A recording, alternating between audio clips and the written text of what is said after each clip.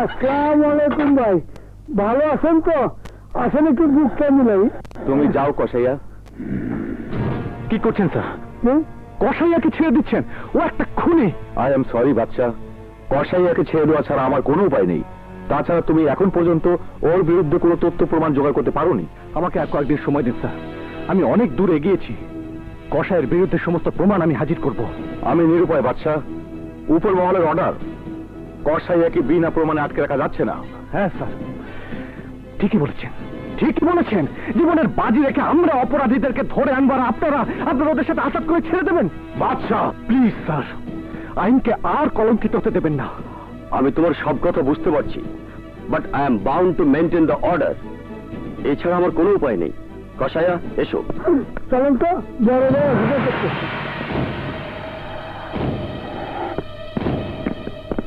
পারবি না, পারবি না, অগলগে কিছুতেই পারবি না। ওরা ওরা আমার পোলারে মারছে, পরেও মারবো। ওরা খুনি। অগ ধ্বংস করতে চাইলে যুদ্ধ লাগবো, যুদ্ধ, আর একটা যুদ্ধ, আর একটা যুদ্ধ।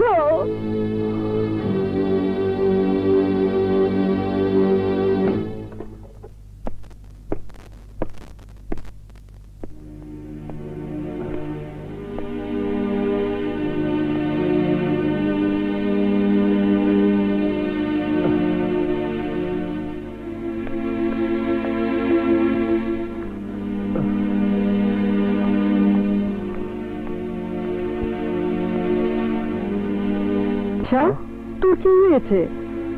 এমন দেখাচ্ছি কেন? বড় ক্লান্ত হয়ে যাচ্ছি মা। এভাবে আইনের চোখে ধুলা দিয়ে কসাইয়াদের মতো সন্ত্রাসীরা ছাড়া পেলে পুলিশ কিভাবে সমাজ থেকে অপরাধ দূর করবে? আমি ছোটবেলা থেকে তোকে যে আদর্শের পথে চলতে শিখিয়েছি, সেই পথে অনেক বাধা।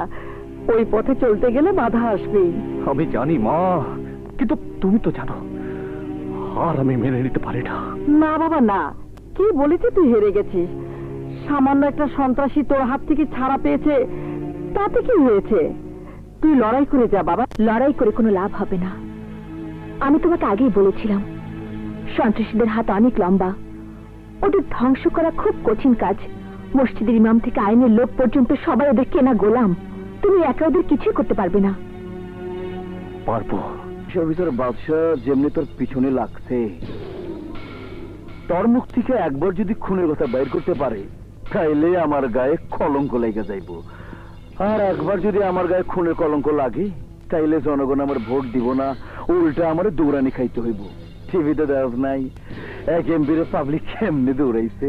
আপনি কিছু ভাইবেন না, আমি ওই পুলিশ অফিসারে আমার খাইটার মধ্যে ফেলাইয়া টুকরা টুকরা করে চুনা বানামো। আরে না রে বাবা না, ওইটা করা যাইব না। ওইটা করতে গেলে প্রশাসন খেপা যাইব, তখন বিপদ আরো বাইরা যাইব। তারা তুই এমনিতে আইনের কাছে পইরা গেছ, তাহলে এখন করণীয় কি? এইভাবে হোক আমার এমপি নির্বাচনে জিততে হইব, সংসদে যাইতে হইব। আর এই জন্যই জনগণের কাছে আমার একটু পরিষ্কার থাকতে হইব। তাই কিছু মনে করিস না, তরে বাঁচায় রাখুম না।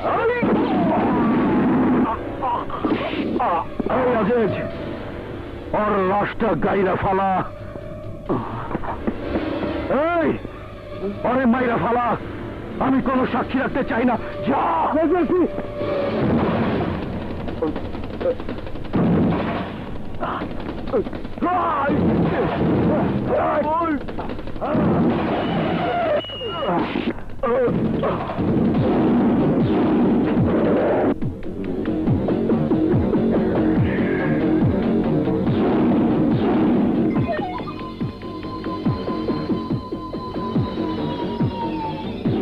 সোনার ময়না পাখি দৌড়াইয়া কই যাইতে আসিলি, নিশ্চিত মৃত্যু যাই না আগুনে চাপ দিলে আগুনের কি দোষ? ক তোর মরণের স্বাদ হইলে তুই নিজে যাইয়া মর, আমাগো ফাঁসিতে লটকাইতে চাও কে? এইবার ক ক্যামেরাটা কোথায় ফালাইছো? ক্যামেরা তোরা কোনোদিনই পাবি না। তোদের মতো আইনের শত্রুদের খতম করার জন্য ওই প্রমাণ আমি এসপি বাদশার হাতে পৌঁছাবই। এই সুযোগ তুই কোনোদিনও পাবি না।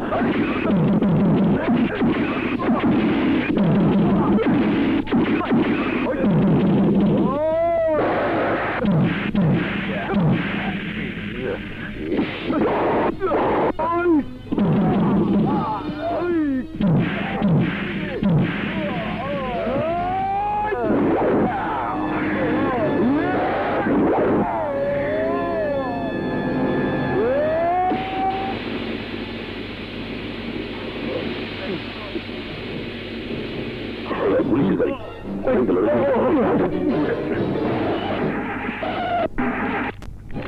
কি হয়েছে? স্যার স্টার্ট বন্ধ হয়ে গেছে স্যার।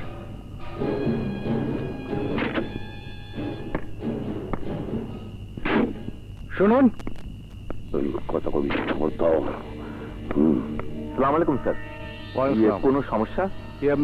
আমার গাড়িটা স্টার্ট নিচ্ছে না, আমাকে একটু ইমার্জেন্সি থানায় যেতে হবে। আপনি যদি একটু লিফট দিতেন। মানে স্যার, ঠিক আছে আসেন। Thank you sir. গাড়ি ঠিক হয়ে গেছে।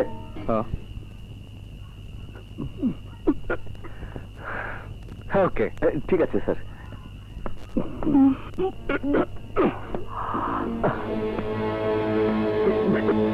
কথা বলি না।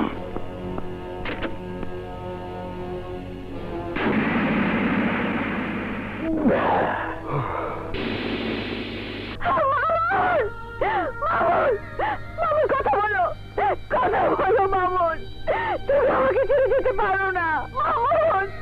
মামুন, আমি এখন কাকে নিয়ে থাকবো? কথা বলো মামুন। মামুন কথা বলো মামুন।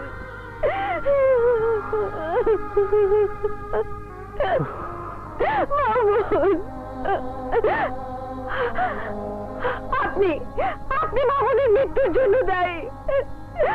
আপনি যদি মামুনকে ডেকে না নিতেন তাহলে ওর অবস্থা এমন হতো না।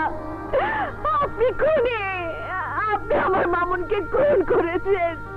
মামুনকে আপনি খুন করেছেন।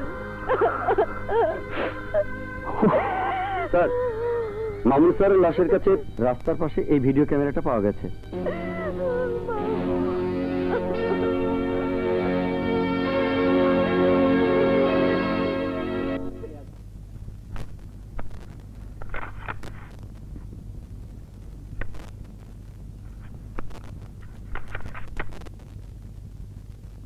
এইভাবে হোক আমার এমপি নির্বাচনে জিততে হইব, সংসদে যাইতে হইব।